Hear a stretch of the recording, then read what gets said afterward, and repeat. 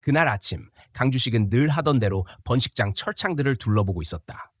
그는 돈이 되는 품종의 개들만 관리했고 그 외의 것들은 신경 쓰지 않았다.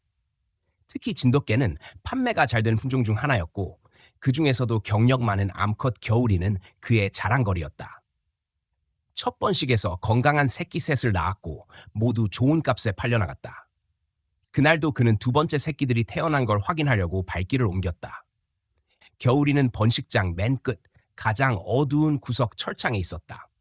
그녀는 방금 두 번째 출산을 마쳤다. 네 마리의 새끼들이 태어났지만 그중 막내는 형제들에 비해 턱없이 작고 힘이 없었다. 세 마리는 이미 젖을 물고 있었지만 막내는 젖을 물 힘조차 없어 숨만 헐떡이고 있었다. 겨울이는 그 작은 생명에게 복구라는 이름을 속으로 붙여주었다. 다 망가진 세상 속에서 다시 회복되길 바라는 간절함이 담긴 이름이었다. 강주식은 철창 앞에 다가와 안을 들여다보았다. 그는 세 마리의 건강한 새끼를 잠시 바라보더니 곧장 구석에서 끙끙거리는 복구에게 시선을 돌렸다. 입꼬리가 실망스럽게 내려갔다.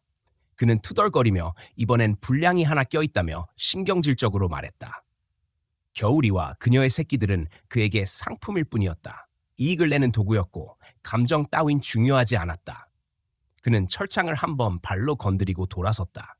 겨울이는 그 충격에 몸을 움츠리며 복구를 더욱 품 안으로 끌어안았다. 짐승도 눈치를 본다는 말이 있듯이 겨울이는 잘 알고 있었다. 이곳에서 저항은 고통으로 돌아온다는 사실을.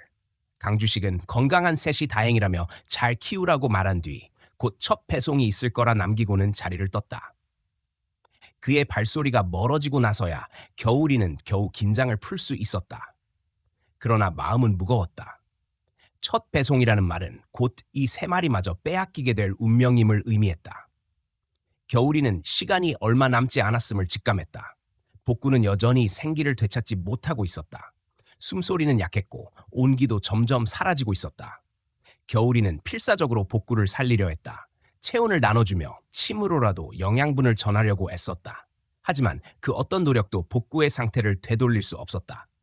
더 이상 지체할 수 없었다. 이곳은 희망이 없는 공간이었다. 복구를 살리고 나머지 새끼들을 지키기 위해 겨울이는 철창 구석의 낡은 연결 부위를 다시 바라보았다. 그곳은 그녀가 수없이 살펴본 유일한 탈출구였다. 마음은 이미 정해졌다. 어둠이 완전히 내려앉고 다른 개들의 움직임마저 잦아들기를 기다렸다. 곧 기회는 올 것이었다. 겨울이는 숨을 죽이고 때를 기다렸다. 마음속에서는 수많은 장면이 떠올랐다. 자신이 겪은 출산의 고통, 반복되는 분리의 슬픔, 그리고 지금 눈앞에 있는 작고 연약한 생명. 더 이상 미룰 수 없었다. 그녀는 구석의 철망을 향해 천천히 움직였다. 몸을 일으켜 입을 벌렸다. 그 순간 고요한 밤속에 침묵보다 더 무거운 결심이 피어올랐다. 겨울이는 자신이 만든 틈을 통해 이 지옥에서의 탈출을 감행하기로 했다. 모든 것을 걸고 겨울이는 천천히 낡은 철망에 입을 갖다 댔다. 이빨로 물고 앞발로 당기기 시작했다.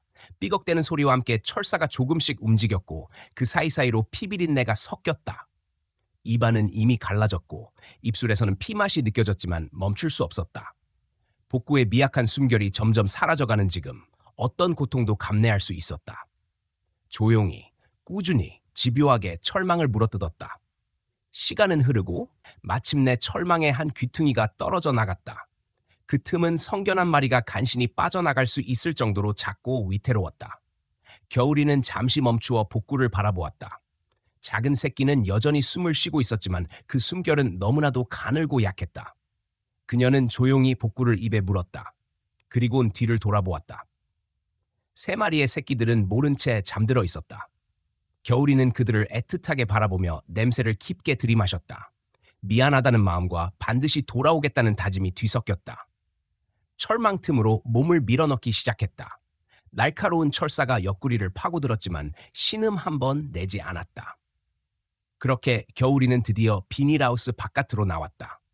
바깥 공기는 차가웠지만 오히려 신선했다. 처음 맡아보는 자유의 냄새는 달콤한 해방감보다는 막막함과 두려움을 안겨주었다.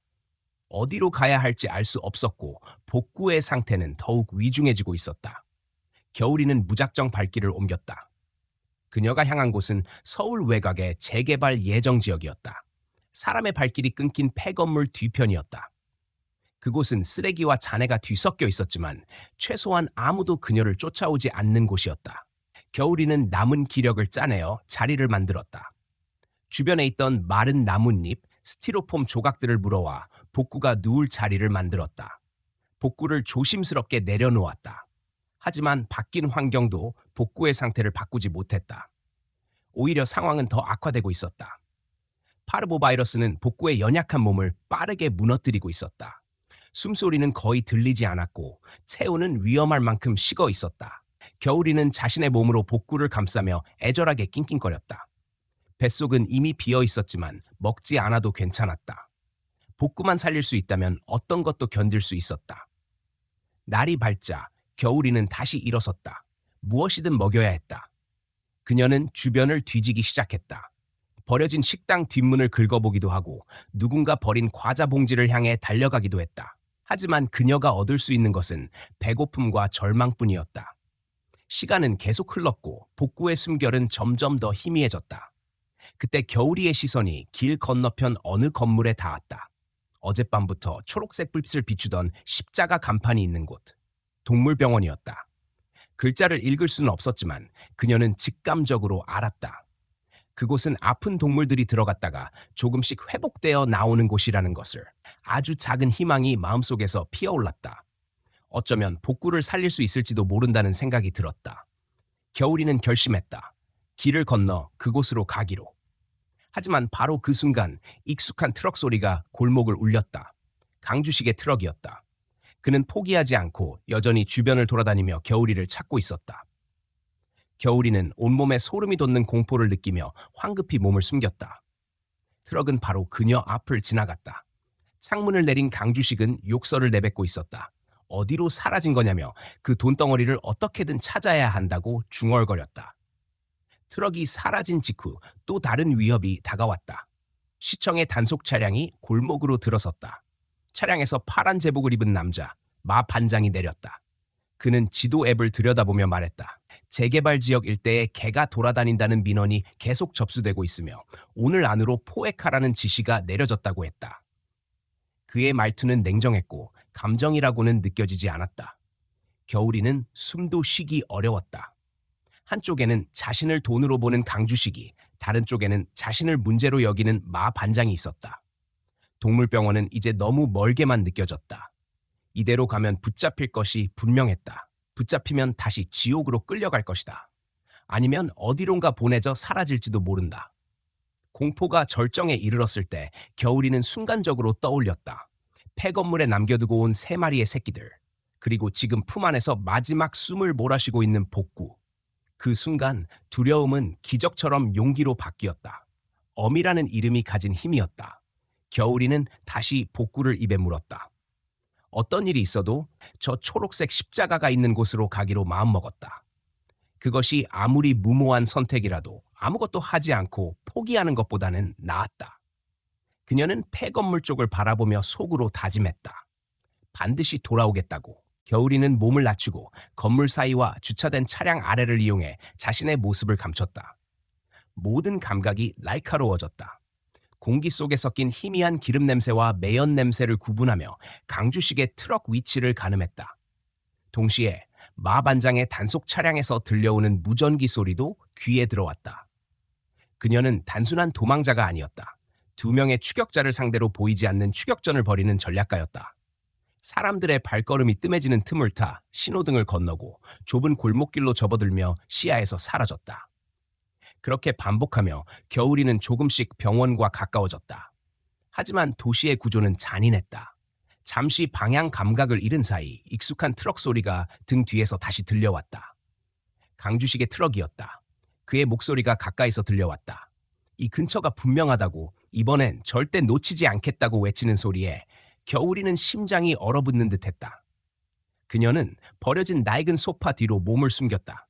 트럭이 바로 옆에 멈췄고 복구의 작은 숨소리가 들릴까봐 숨을 죽였다. 다행히 강주식은 주변을 대충 둘러보고 다른 골목으로 트럭을 몰고 갔다. 안도할 틈도 없이 이번에는 마 반장의 포위망이 좁혀왔다. 넓은 사거리로 나가려던 순간 양쪽 골목에서 동시에 단속 요원들이 모습을 드러냈다. 확성기 소리와 함께 마 반장의 목소리가 울려 퍼졌다. 포위했다. 얌전히 항복하라는 냉정한 명령. 피할 곳은 없었다. 완벽한 막다른 길이었다. 겨울이는 모든 것이 끝났다고 생각했다. 그 순간 길가에 늘어선 재활용 수거함이 눈에 들어왔다. 그중 파란색 수거함에 빈 유리병들이 가득 담겨 있었다.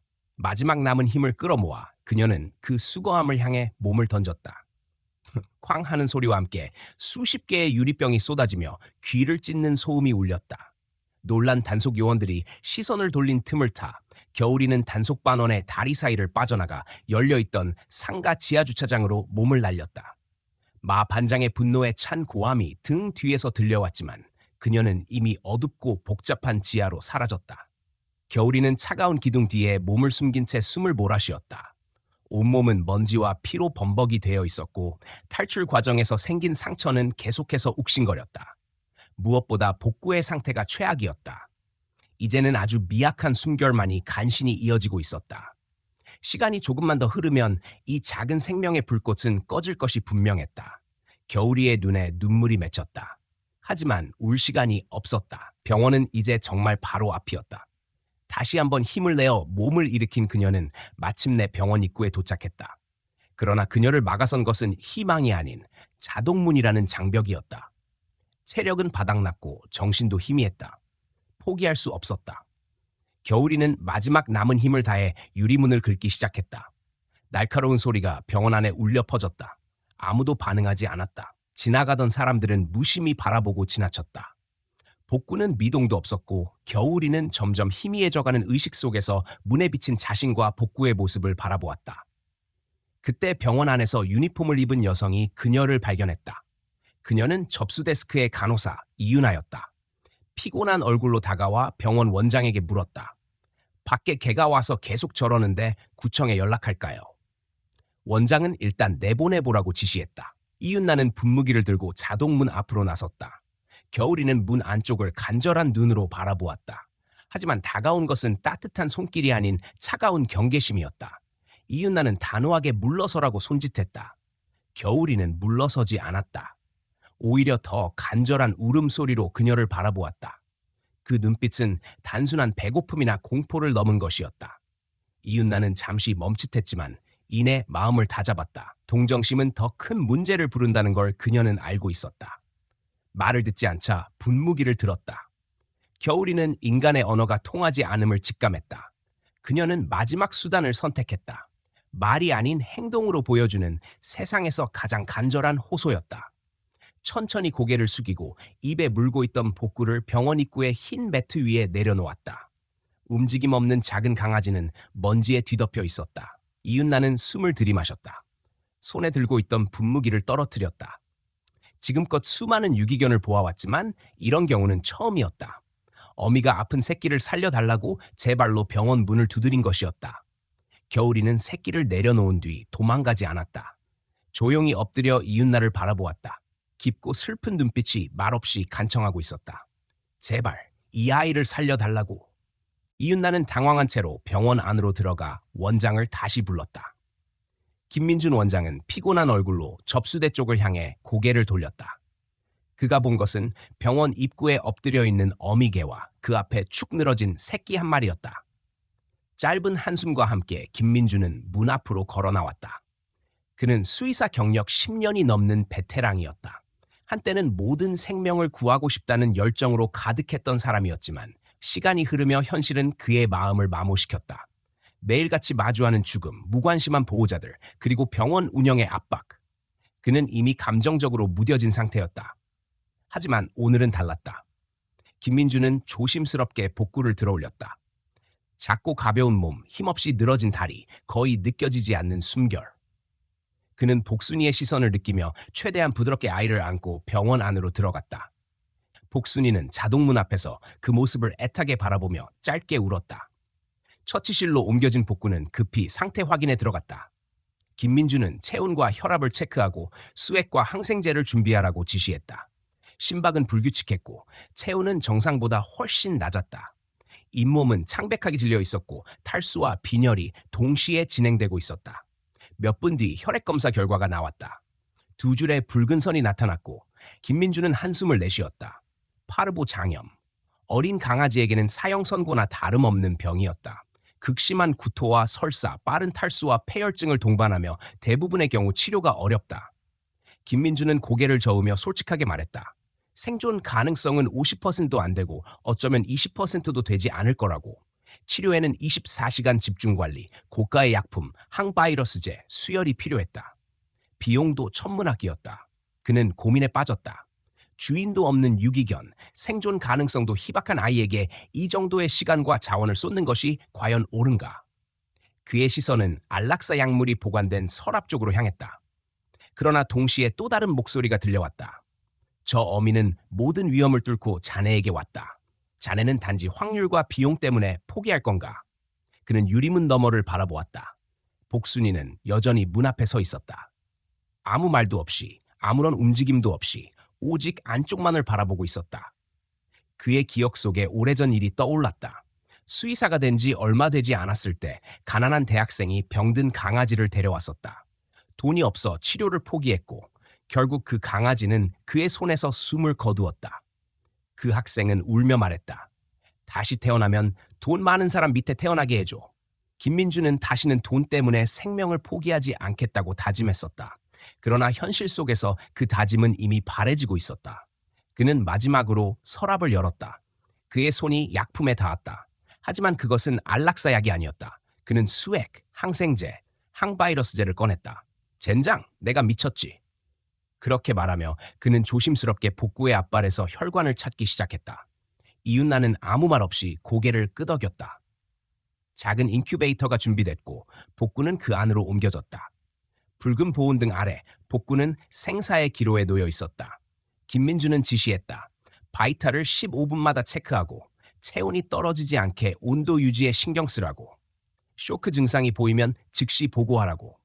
병원 안은 갑자기 긴장감으로 가득 찼다. 야간 근무 중이던 직원들도 합류해 분주하게 움직였다. 병원 밖, 복순이는 여전히 유리문 앞을 지키고 있었다. 도시의 밤은 조용했고 거리의 불빛은 하나둘 꺼져갔다. 복순이는 미동도 없이 문 앞에 머물렀다. 그녀의 시선은 오직 인큐베이터 안에 복구에게 향해 있었다. 시간은 흐르고 하늘에서는 빗방울이 떨어지기 시작했다. 장대비가 쏟아졌지만 복순이는 자리를 떠나지 않았다. 빗물이 온몸을 적시고 체온이 떨어지기 시작했다. 그러나 그녀는 여전히 문 앞에서 눈을 떼지 않았다. 마치 그 자리를 지키지 않으면 새끼의 숨결이 사라질 것처럼. 야식을 사러 잠시 밖으로 나왔던 이윤나는 그 모습을 보았다. 비를 다 맞으며 꼼짝도 않고 앉아있는 복순이. 그것은 단순한 동물의 본능이 아니었다. 진심과 믿음, 그리고 책임감이었다. 그녀는 병원 안으로 들어가 담요 한 장, 따뜻한 물 한 그릇, 사료를 챙겼다. 조용히 복순이 곁에 놓고 말을 건넸다. 복순이는 잠시 이윤나를 바라보더니 조심스럽게 물을 핥기 시작했다. 며칠 만에 처음 느껴보는 따뜻함이었다. 그날 밤 병원 안에서는 작은 생명을 살리기 위한 인간들의 사투가, 병원 밖에서는 자식을 향한 어미의 사랑이 계속되고 있었다. 문 하나를 사이에 두고 생명과 사랑은 함께 싸우고 있었다. 긴 밤이 지나가고 있었다. 병원 안에서는 복구의 생명을 붙잡기 위한 사투가 계속됐다. 김민준 원장과 이윤나는 교대 없이 바이탈 수치를 지켜보며 시간을 보냈다. 인큐베이터 안에서 복구는 미약한 심장 박동을 이어가고 있었고 수액은 천천히 그녀의 몸속으로 흘러들어갔다. 그것은 단순한 약물이 아니라 희망의 흔적이었다. 이윤나는 잠시 휴게실로 들어가 창밖을 바라보았다. 비는 멎었지만 공기는 여전히 차가웠다. 병원 문 앞에는 여전히 복순이가 있었다. 축축이 젖은 털, 움직이지 않는 자세, 흔들림 없는 눈빛. 그녀는 단 한순간도 그 자리를 떠나지 않았다. 이윤나는 스마트폰을 꺼냈다. 이 감정을 기록으로 남기지 않으면 안 될 것 같았다. 그녀는 자신의 SNS에 글을 쓰기 시작했다. 의료인의 관점이 아닌 한 인간으로서의 감정이었다. 제목은 세상에서 가장 위대한 모성을 목격하고 있습니다였다. 어미가 다 죽어가는 새끼를 입에 물고 병원 문을 두드렸고 우리는 밤새 아이를 살리기 위해 싸우고 있다고 적었다. 그리고 마지막 문장에는 이렇게 썼다. 부디 이 작은 생명이 어미의 품으로 무사히 돌아갈 수 있도록 함께 기도해 주세요. 그녀는 창문 너머로 복순이의 모습을 한 장 사진으로 담아 글과 함께 올렸다. 예상과 달리 반응은 폭발적이었다. 몇 시간도 지나지 않아 수많은 커뮤니티에 글이 공유되었고 댓글과 후원이 쏟아지기 시작했다. 인터넷은 순식간에 이 어미 개와 새끼의 이야기로 들끓기 시작했다. 사람들은 조용히 병원 앞으로 찾아오기 시작했다. 어떤 이는 조심스럽게 따뜻한 사료를 놓고 갔고 어떤 커플은 커다란 파라솔을 설치해 비를 막아주었다. 복순이는 처음엔 경계했지만 사람들의 눈빛에서 적대감이 아닌 연민을 느끼고 조금씩 긴장을 풀었다. 그들은 말없이 그녀를 바라보며 그녀의 자리를 지켰다. 병원 안에서 김민준과 이윤나는 그 광경을 멍하니 바라보았다. 한 어미의 사랑이 무심했던 사람들의 마음을 움직이고 있었다. 하지만 그들은 몰랐다. 그 따뜻한 관심이 또 다른 어둠을 불러오고 있다는 사실을. 그 시각, 한 허름한 식당. 강주식은 점심을 먹으며 스마트폰으로 인터넷 뉴스를 보고 있었다. 그의 눈에 익숙한 사진이 들어왔다. 아픈 새끼 물고 병원 문 두드린 어미의 감동이라는 제목이었다. 사진 속 개는 복순이었다. 기사에는 병원 이름과 위치까지 상세히 나와 있었다. 강주식은 피식 웃었다. 이런 멍청한 년이 제 발로 비싼 병원까지 기어들어갔네. 그는 트럭으로 향했고 가방에서 위조된 혈통서와 예방접종 서류를 꺼내 확인했다. 겉보기에는 그럴듯한 주인 증명서였다. 그는 그것만 있으면 누구든 속일 수 있다고 확신했다. 병원 앞은 이미 작은 인파와 방송국 카메라로 북적였다. 강주식은 일부러 트럭을 멀리 세워두고 사람들 사이를 헤치고 병원 문 앞으로 다가갔다. 그는 애절한 목소리로 외쳤다. 복순아, 아빠가 찾으러 왔어. 얼마나 걱정했는지 알아? 복순이는 그 목소리를 듣는 순간 공포에 질려 비명을 내질렀다. 그녀는 병원 문 안으로 뛰어들어갔고 마침 복구의 상태를 확인하려던 김민준 원장의 다리 뒤로 숨어들었다. 그 모습은 누가 봐도 사랑하는 주인을 만난 반려견의 반응이 아니었다. 그것은 학대자를 마주한 공포였다. 김민준은 즉시 상황을 파악했다. 그는 복순이를 감싸며 강주식을 노려보았다. 강주식은 태연하게 다가와 말했다. 원장님, 정말 감사합니다. 제가 잠시 집을 비운 사이에 문이 열렸던 모양입니다. 치료비는 제가 부담하겠습니다. 이제 저희 개를 인도해 주세요. 그의 말은 논리정연했고 표정은 진심처럼 보였다. 주변 사람들은 주인이 나타났구나 하고 안도하는 분위기였다. 하지만 김민주는 속지 않았다. 복순이의 떨림이 모든 것을 말해주고 있었다. 그는 단호하게 물었다. 주인이라고 하셨습니까? 강주식은 신분증과 위조된 서류를 내밀며 자신이 복순이의 주인임을 주장했다. 김민주는 서류를 살펴본 뒤 서늘한 목소리로 말했다. 보통 개는 주인을 보면 기뻐하는데 이 아이는 지금 공포에 떨고 있습니다. 이건 보호 반응이 아닙니다. 강주식은 당황해하며 둘러댔다. 제가 좀 엄하게 키워서 그렇습니다. 그의 말은 점점 흐트러지고 있었다. 김민주는 다시 말했다. 아이 상태가 위중하고 어미가 극도로 불안정한 상태입니다. 치료가 끝날 때까지 인도는 불가합니다. 강주식은 목소리를 높였다. 무슨 권리로 막습니까? 이건 명백한 재산권 침해예요. 경찰 부르기 전에 내놓으시오. 주변 분위기는 긴장감으로 얼어붙었다. 플래시가 터지고 사람들의 시선이 집중됐다. 그 순간 군중 사이를 가르며 파란 제복의 남자가 등장했다. 마 반장이었다. 그는 상황을 파악하기 위해 현장을 찾은 것이었다. 무슨 소란입니까? 신분증들 제시해 주시죠. 마 반장은 냉정하게 말했다. 강주식은 구세주를 만난 듯 신속하게 서류를 내밀며 호소했다. 반장님, 제가 주인입니다. 이 병원에서 제 개를 돌려주지 않고 있습니다. 불법 아닙니까? 마 반장은 서류를 꼼꼼히 검토했다. 서류상으로는 강주식이 보호자가 맞았다. 그는 김민준을 향해 고개를 돌렸다. 서류상 이분이 보호자가 맞습니다. 규정상 개를 인도해야 합니다. 그의 말은 틀리지 않았다. 법과 규정은 강주식의 편이었다. 하지만 마 반장은 문 앞에서 떨고 있는 복순이의 눈을 보았다. 그리고 그 어미를 감싸고 서 있는 수의사의 눈도. 그의 직감이 말했다. 이 일은 단순하지 않다. 마 반장은 잠시 말을 아꼈다. 서류는 명확했지만 눈앞의 상황은 서류 너머의 진실을 보여주고 있었다. 김민준 원장의 등 뒤에 숨어 떨고 있는 어미 개의 눈빛. 그 눈빛은 마 반장이 수십 년간 단속 현장에서 보아온 학대받은 동물들의 그것과 똑같았다. 반장님, 뭘 망설이시냐며 강주식은 외쳤다. 재산을 불법으로 점유하고 있는 거라고 법대로 처리해달라고 목소리를 높였다. 그는 군중을 향해 자신이 얼마나 반려견을 사랑했는지, 며칠 동안 어떻게 찾고 다녔는지를 장황하게 설명했다. 그의 말솜씨는 능숙했고 눈물 연기까지 곁들였다. 상황을 잘 모르는 몇몇 시민은 오히려 김민준을 이상한 눈초리로 바라보았다. 과연 저 수의사가 지나치게 감정적인 건 아닌가 하는 의심이 번졌다. 김민준은 입술을 깨물었다. 복순이의 공포는 명백한 진실이었지만 그것은 법정에서 증거로 채택되지 않는다. 동물의 감정은 수치화할 수 없었고 법은 오직 서류와 숫자만을 따랐다. 마침내 마 반장이 입을 열었다. 규정상 보호자의 의사를 따르는 게 맞습니다. 원장님, 인도하시죠. 강주식은 승리의 미소를 지었고 김민준의 얼굴에는 절망이 드리워졌다. 주변은 술렁이기 시작했다. 결국 주인이 맞았다는 말들이 퍼졌고 김민준은 복순이를 끌어안으며 소리쳤다. 안 됩니다. 절대로 보낼 수 없습니다. 저를 고소하세요. 그 순간 군중 뒤편에서 한 목소리가 들려왔다. 잠깐만요. 그 개를 넘기면 안 됩니다.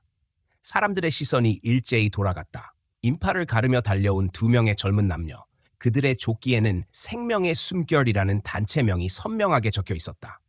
여성이 강주식을 보자마자 소리쳤다. 당신 여기 있을 줄 알았어.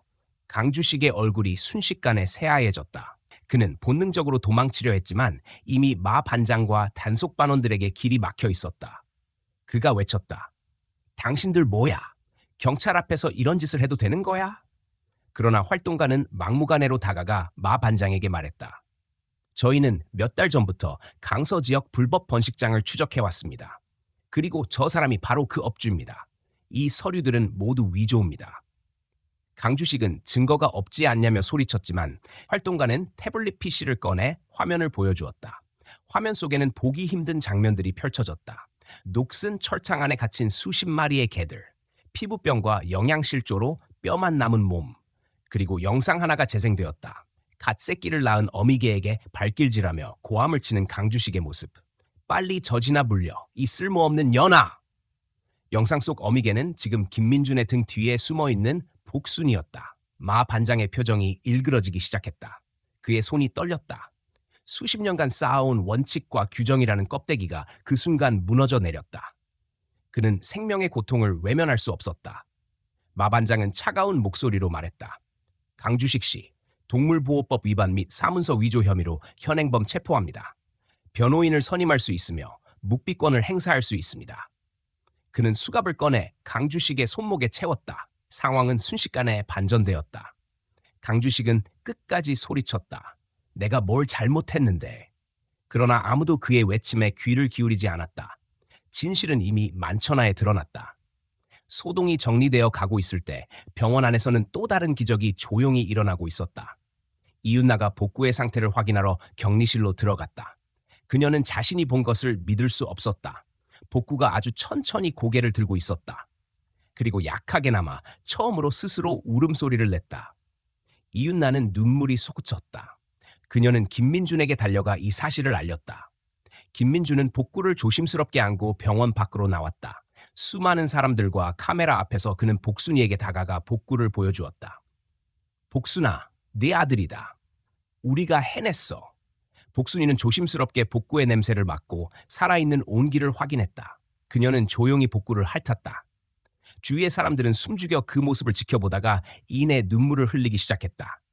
누군가는 박수를 쳤고 누군가는 조용히 기도했다. 복구는 다시 살아났다. 이름 그대로 무너졌던 생명을 복구했고 어미의 사랑은 세상의 정의까지 복구해냈다. 이것은 단순한 생존이 아니라 선한 마음들이 이뤄낸 위대한 승리였다. 하지만 모두가 알았다. 아직 끝나지 않았다는 것을. 복순이의 다른 새끼들, 그리고 그 지옥 같은 번식장에 갇혀있는 수십 마리의 동물들이 남아있었다. 그들은 여전히 누군가의 손길을 기다리고 있었다. 이제는 행동해야 할 시간이 다가오고 있었다. 며칠 후 병원은 평소보다 더 분주했다. 복구는 인큐베이터를 벗어나 작은 케이지 안에서 스스로 일어설 수 있을 만큼 회복되었다. 아직 몸은 약했지만 눈빛은 분명 살아있었다. 복순이는 복구 옆을 지키며 매일 병원 안에 머물렀다. 그녀는 더 이상 병원 앞에서 떨고 있는 유기견이 아니었다. 그녀는 아이를 살려낸 어미였고 사람들의 존경과 사랑을 받는 존재가 되었다. SNS를 통해 확산된 이야기는 방송국과 신문사의 관심으로 이어졌다. 복구의 기적, 어미의 눈물, 사랑이 지켜낸 생명 같은 제목이 붙은 기사들이 하루에도 수십 건 쏟아졌다. 방송 촬영이 이어졌고 병원 앞에는 인터뷰를 요청하는 기자들이 줄을 섰다. 김민준 원장과 이윤나는 인터뷰를 통해 단 한 가지 메시지를 강조했다. 이건 기적이 아닙니다. 책임입니다. 기적처럼 보이는 이 회복의 중심에는 수의사와 활동가, 시민들이 있었다. 병원은 각종 후원금과 사료, 의료 물품을 기증받기 시작했고 전국 각지에서 보내온 편지와 감사 메시지가 벽을 가득 채웠다. 그러나 그들에게 가장 소중한 변화는 따로 있었다. 그동안 아무리 외쳐도 돌아보지 않던 사회가 드디어 귀를 기울이기 시작했다는 사실이었다. 한편 강주식에 대한 수사는 급물살을 탔다. 동물단체가 넘긴 영상 자료와 위조 문서가 결정적인 증거가 되었고 경찰은 강서 일대 번식장을 급습했다. 그곳에는 70여 마리의 개들이 갇혀 있었다. 피부병, 눈병, 장염에 시달리는 개들, 한 번도 이름조차 불러주지 않은 채 돈벌이 수단으로만 취급되던 생명들이었다. 단속반은 구조된 개들을 보호소로 옮기며 기록을 남겼다. 복순이와 복구는 이제 그들의 희망이자 증인이었다. 검사 측은 강주식에게 동물보호법 위반, 위조사 문서 행사, 불법 영업 등의 혐의를 적용해 구속영장을 청구했다. 그는 더 이상 미소를 짓지 못했다. 복순이의 다른 새끼들에 대한 수색도 동시에 이루어졌다. 활동가들은 강주식의 거래 기록을 역추적했고 불법 입양된 몇 마리의 새끼들이 전국에 흩어져 있다는 사실이 확인되었다. 그들은 한 마리씩 행방을 추적하며 진정한 구조 활동에 나섰다. 김민주는 이제 병원 안에 복순이와 복구를 위한 전용 공간을 마련했다. 복구실이라 이름 붙인 그 공간은 단순한 진료 공간이 아니었다. 유기동물 구조와 회복을 위한 전담실로 바뀌었고 전국에서 유기동물이 병원으로 모여들기 시작했다. 더 이상 이 병원은 치료만 하는 곳이 아니었다. 생명을 지키는 최후의 보루가 되었다. 복순이와 복구는 병원 내에 머물며 매일 사람들을 맞았다. 어린아이들이 찾아와 복구에게 손을 내밀었고 복순이는 조용히 그들을 지켜보았다. 어떤 날은 가족을 잃은 노인이 와서 복순이 곁에 조용히 앉아 있기도 했다. 그녀는 더 이상 말이 필요 없는 상징이었다. 이윤나는 복구의 건강을 확인하면서 작은 메모를 기록했다. 이 아이는 살아났다. 하지만 아직 끝나지 않았다. 그녀는 복순이를 보며 다짐했다. 이제는 우리가 너처럼 싸워야 해. 이 사회에서 더 이상 너 같은 존재가 아프지 않게. 김민주는 병원 로비에 하나의 액자를 걸었다. 복순이와 복구가 나란히 앉아있는 사진이었다. 아래에는 짧은 문장이 적혀 있었다. 세상에 단 하나뿐인 진실. 어미의 눈물은 거짓말을 하지 않는다. 병원을 찾는 모든 이들은 그 사진 앞에서 잠시 멈췄다. 그리고 마음속 어딘가가 조용히 움직이기 시작했다. 서울시 의회는 이 사안을 계기로 동물학대 및 번식장 규제 강화법을 심의하기 시작했다. 복순이 사건은 사회적 여론을 바꾸는 동력이 되었고 수많은 시민이 청원에 서명하며 목소리를 냈다. 그 변화의 시작점에는 병원 앞을 떠나지 않던 한 어미개와 그녀의 생명을 지켜낸 이들이 있었다. 복순이는 여전히 말이 없었다. 그녀는 아무것도 요구하지 않았고 아무것도 기대하지 않았다. 하지만 그녀의 존재는 많은 사람에게 질문을 던졌다. 우리는 과연 얼마나 생명을 존중하며 살고 있는가? 그리고 진정한 책임이란 무엇인가? 복구는 이제 다시 걸을 수 있었고 매일 조금씩 힘을 되찾고 있었다. 병원 안에서는 새로운 이야기가 써지고 있었다. 사람들은 더 이상 그들을 유기견이라고 부르지 않았다. 복순이와 복구는 모두의 가족이자 이 시대가 놓쳐서는 안 될 진심의 증거가 되었다. 몇 달 후 복구는 완전히 건강을 되찾았다. 체중은 정상 범위에 도달했고 혈액 수치도 안정적으로 유지되었다.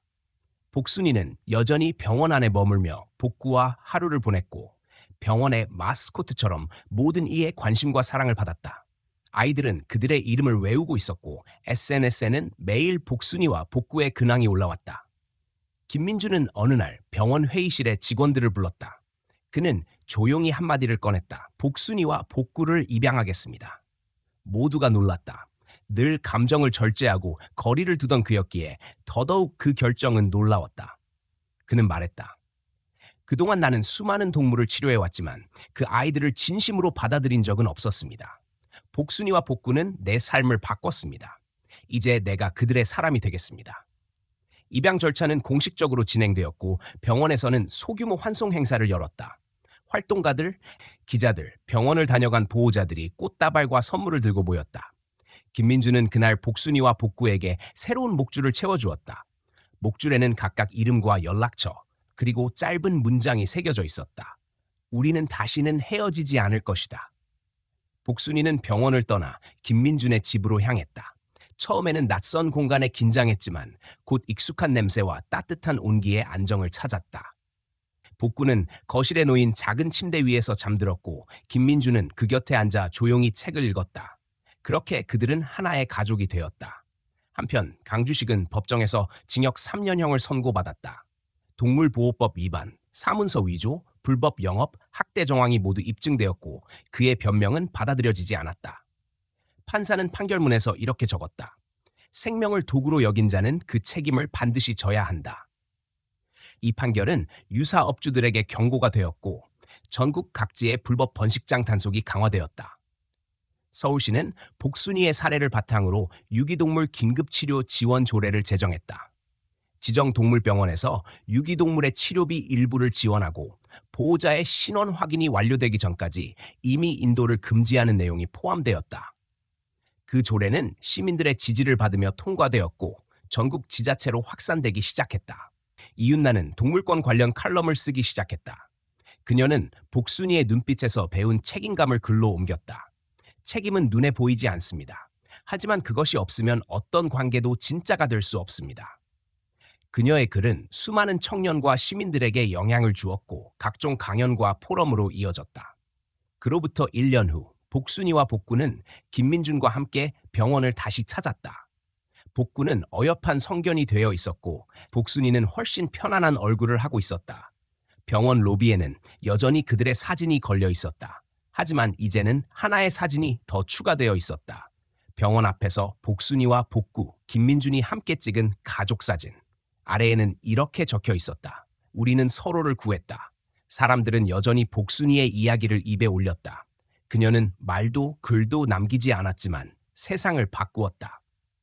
그녀는 권리를 주장하지 않았지만 법을 바꾸었고 그저 아이 하나를 살리고자 했을 뿐이지만 수많은 생명을 살릴 길을 만들었다.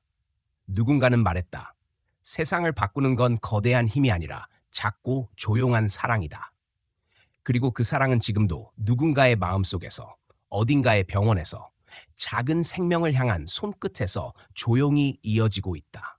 오늘 이야기를 끝까지 관심 갖고 들어주신 여러분께 진심으로 감사의 인사를 전합니다. 이 작은 생명의 여정을 함께 따라가 주신 것만으로도 우리는 큰 힘을 얻었습니다. 복순이와 복구의 이야기는 단순히 개 한 마리와 새끼의 생존기가 아닙니다. 그 속에는 우리가 잊고 지내온 책임, 생명에 대한 존중, 그리고 아무 조건 없는 사랑이 담겨 있습니다. 작은 생명 하나가 우리 사회를 바꾸고 법을 움직이고 사람들의 마음을 열 수 있다는 사실은 곧 우리 각자가 가진 영향력과 가능성을 다시 돌아보게 만듭니다.